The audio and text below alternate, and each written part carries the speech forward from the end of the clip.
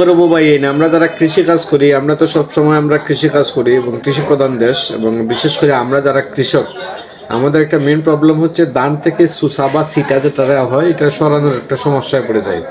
কিন্তু আমি আপনাদের সামনে এমন সুন্দর একটা টেকনিক নিয়েছি, যদি এই টেকনিকটা অবলম্বন করতে পারেন তাহলে দেখবেন কত সুন্দরভাবে আপনার ধান থেকে ছিটাগুলো সরে যায়।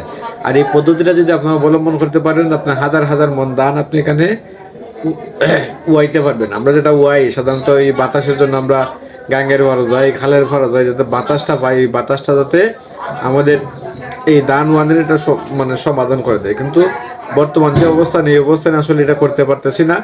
এর জন্য আমি একটা নতুন একটা পদ্ধতি অবলম্বন করছি, আর এই পদ্ধতিটা আপনাদের সামনে নিয়ে এসেছি। এই পদ্ধতিটা যদি আপনারা অবলম্বন করেন হয়তো আপনাদের উপকার আসতে পারে। সুতরাং যাদের এটা প্রয়োজন আছে তারা একটু শেয়ার দিয়ে রাখুন, যাতে আপনার এই জিনিসটা দেখে আরেকজন উপকার হয়। সবাই ভালো থাকুন। আসসালামু আলাইকুম।